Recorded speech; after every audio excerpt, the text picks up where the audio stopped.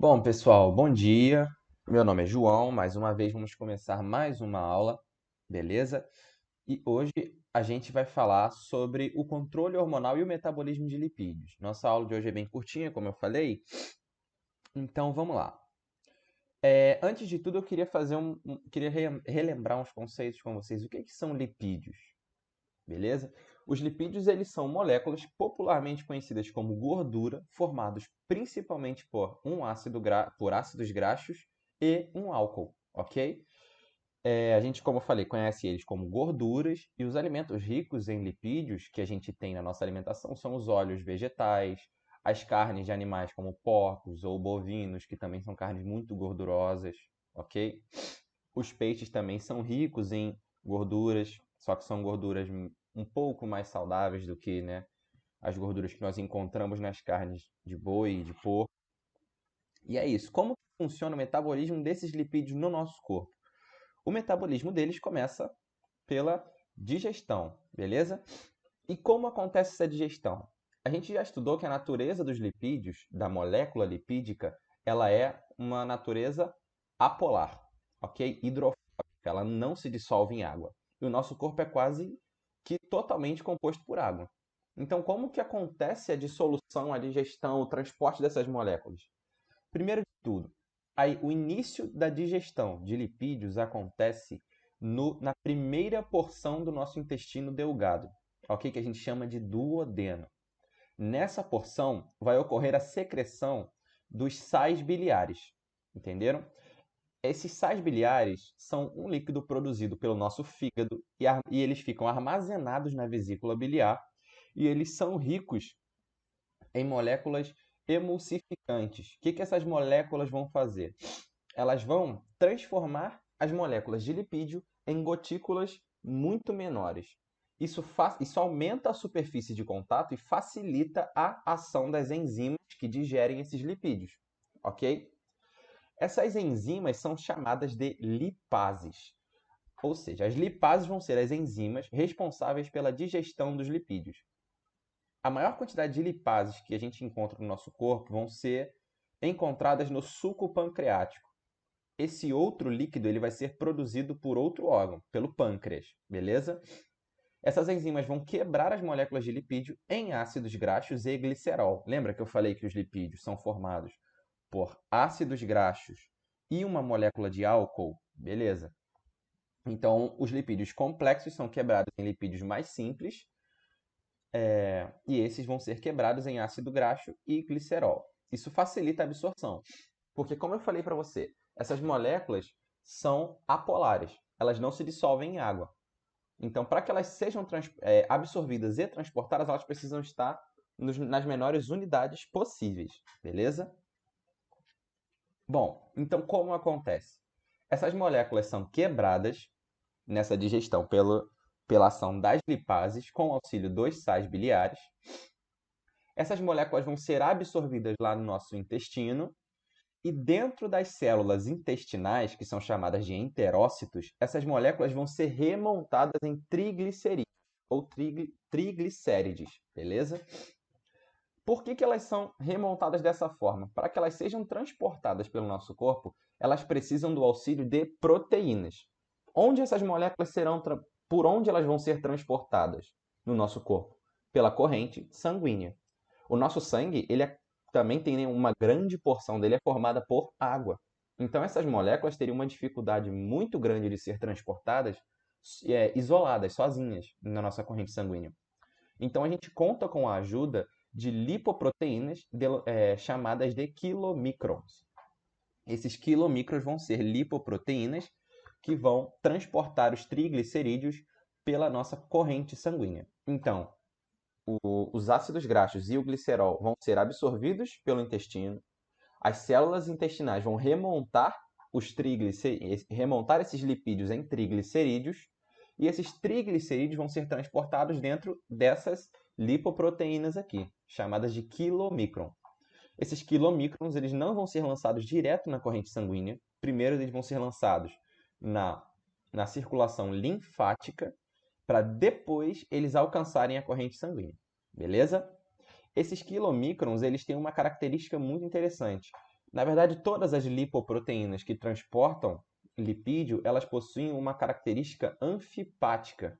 O que significa isso? Elas vão ter uma porção hidrofílica, que é aquela que vai ficar exposta em contato com o sangue, e uma porção hidrofóbica, que vai ser aquela em contato com os lipídios. Então você consegue ter afinidade pelos dois tipos de molécula dentro dessa lipoproteína, ok?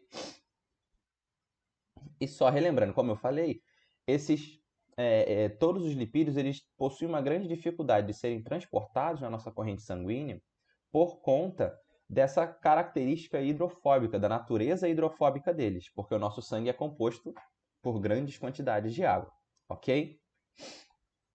Bom, um outro lipídio muito importante para a gente é o colesterol. A gente já falou dele na última aula. Esse colesterol ele vai ser importante tanto para a nossa membrana plasmática, como para a produção de alguns hormônios, como a gente vai ver mais à frente. E como que ele é transportado? O colesterol ele vai ter uma lipoproteína específica para ele, beleza? Um tipo, né, de lipoproteína. E a gente geralmente, quando faz exame de sangue, a gente vê esse nome aqui, LDL, HDL, VLDL, e a gente está acostumado a ver como bom colesterol ou mau colesterol. Na verdade, esse nome não diz respeito à molécula de colesterol. Ele diz respeito a um transportador de colesterol, ok? Bom, o LDL vai ser aquela lipoproteína de baixa densidade. Essa seria a tradução, porque essa sigla aqui está em inglês, entendeu? Eles vão transportar colesterol do fígado para os tecidos, beleza? Esse LDL é considerado o mau colesterol. A gente vai ver mais para frente novamente o porquê disso. O HDL, que vai ser a lipoproteína de alta densidade, ele vai transportar o colesterol no sentido contrário, dos tecidos para o fígado, para que eles possam ser metabolizados. E por último, tem uma terceira moléculazinha ali, que é o VLDL, seria a lipoproteína de muita baixa densidade. Ele vai transportar colesterol sim, mas também outros triglicerídeos, beleza? Vai transportar outros tipos de lipídio além do colesterol, mas eles transportam no mesmo sentido do LDL, do fígado para os tecidos.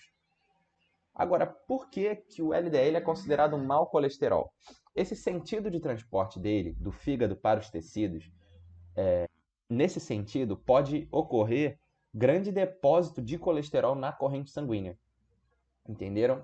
Essa molécula ela pode acabar ficando depositada nos vasos sanguíneos e formando placas de colesterol. Essas placas podem em algum momento se desprender ali do local onde elas estão depositadas e podem causar uma obstrução em algum vaso sanguíneo. Beleza? Essa obstrução vai impedir a passagem de sangue parcial ou até às vezes totalmente. E agora aí que está o problema. Se essa obstrução acontecer em um vaso relevante, como por exemplo as coronárias, beleza? Ou alguma artéria relevante, alguma veia relevante, você pode cortar totalmente a circulação de sangue para algum órgão muito importante. Vamos imaginar que essa obstrução aconteça nas coronárias. Esses são os vasos sanguíneos que vão abastecer o sangue, abastecer o coração de sangue. Você imagina se você corta parcialmente ou até mesmo totalmente o abastecimento de sangue para o próprio coração, para irrigar o próprio coração. Aí a gente pode levar a problemas como o infarto do miocárdio, beleza? Que é quando a gente tem pouco sangue ou nenhum sangue chegando ao miocárdio e você começa a ter problemas como a quebra de fibras ou algum outro problema pior, beleza? Todo esse processo que a gente citou de você ter placas de colesterol, essas placas se desprenderem e causarem uma obstrução, é conhecido como aterosclerose, beleza? E ela só acontece com a molécula de LDL. O HDL ele faz o sentido contrário, ele vai retirar, né, o colesterol ali da corrente sanguínea e das células e vai levar para o fígado. E o HDL ele é conhecido como bom colesterol porque ele leva o colesterol para ser utilizado, ou seja, não vão ocorrer depósitos de HDL na corrente sanguínea. Muito pelo contrário, ele diminui a chance desses tipos de problema acontecerem. E para que a gente tenha um maior nível de HDL no nosso sangue, a gente precisa praticar esportes constantemente, ter uma alimentação saudável e etc. Beleza? Bom, E como funciona o controle hormonal dos lipídios? A gente tem aqui um hormônio muito interessante que não vai atuar só no controle dos lipídios, mas é muito interessante a gente parar para observar ele, né? É a leptina. Esse hormônio também é conhecido como hormônio da fome. Ele vai ser secretado pelo tecido adiposo, ok? E ele atua no hipotálamo no controle da fome. É ele que vai dar a sensação de saciedade, ok? Então, quando a gente tem a ação desse hormônio, a gente começa a se sentir saciado e a gente para de comer. A gente se sente satisfeito, entendeu?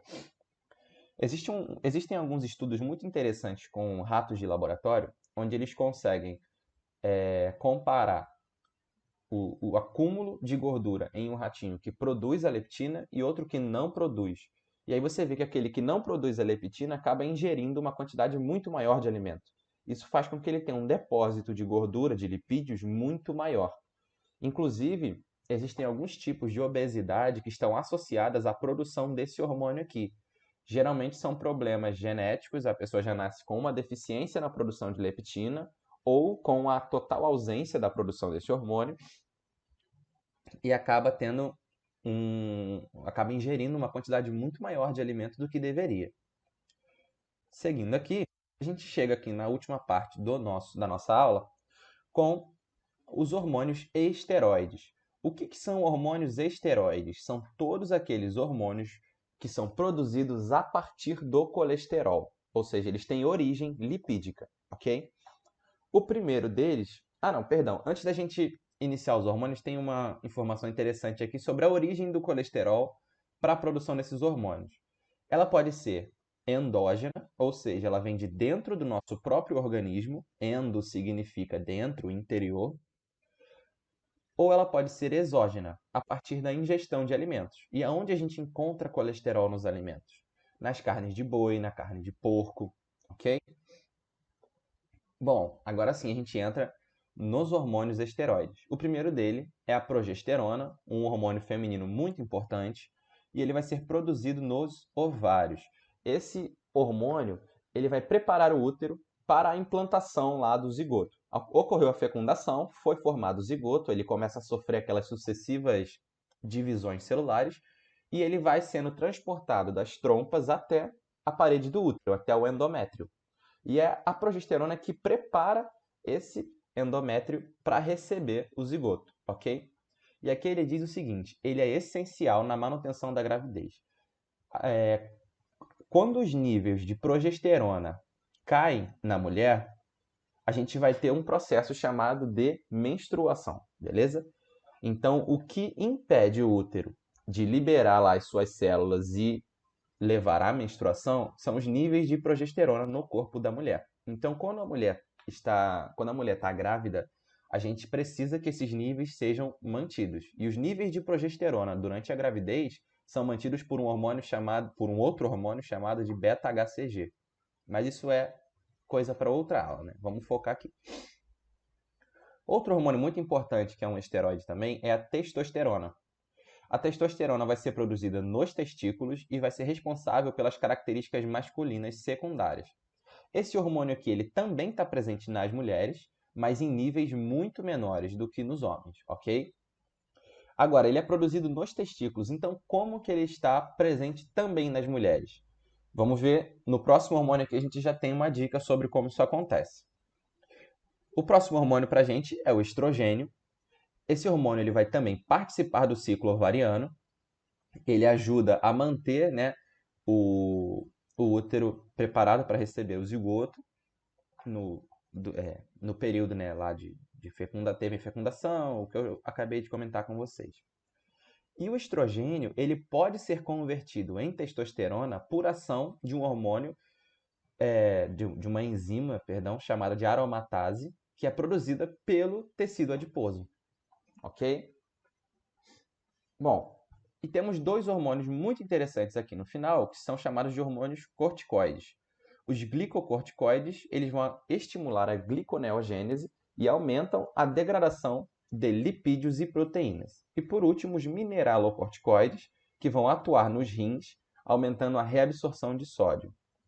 Esse íon sódio aqui é muito importante para a regulação da nossa pressão sanguínea, beleza? Ele realiza o controle osmótico das células. Então, ele vai estar diretamente ligado à nossa pressão sanguínea, ok? Esses dois últimos hormônios são chamados de corticoides e eles também são utilizados na indústria farmacêutica, principalmente como anti-inflamatórios e imunossupressores. Eles diminuem a resposta imune do nosso corpo. Poxa, mas por que isso é bom? Algumas pessoas nascem com doenças autoimunes. O que significa isso? São doenças onde o seu próprio sistema imune ataca células do seu corpo. Ele não reconhece as células do seu corpo como células familiares. Ele reconhece elas como antígenos. Então, ele causa uma doença autoimune. Você começa a degradar o seu próprio corpo. Um exemplo muito popular de uma doença autoimune é uma doença chamada de... Meu Deus, estava na cabeça agora, eu esqueci o nome. Psoríase. Beleza? A psoríase é uma doença autoimune e você começa a abrir algumas feridas no corpo da pessoa, principalmente em momentos de estresse, ok? E aí você utiliza corticoides para controlar a ação do sistema imune sobre as suas próprias células, beleza? O problema é o seguinte, alguns corticoides eles vão estimular o aumento da glicemia sanguínea. E quando você tem um aumento da glicemia, a gente está falando agora de carboidrato, a gente aumenta a quantidade de glicose no sangue, a gente também vai precisar aumentar a quantidade de insulina no sangue, beleza? E o que a insulina vai fazer? Como que essa insulina tem influência no nosso metabolismo de lipídios? A insulina ela vai estimular o acúmulo de lipídios, porque você não quer usar lipídio para gerar energia, então você vai começar a guardar esse lipídio lá no tecido adiposo, para que você possa usar os carboidratos. Então, muitas pessoas que usam corticoides têm um aumento do tecido adiposo, acabam ganhando mais tecido adiposo do que as pessoas que não utilizam, beleza? Bom, pessoal, a nossa aula de hoje vai terminar por aqui, beleza? Vamos lá para o nosso WhatsApp para a gente tirar dúvidas agora.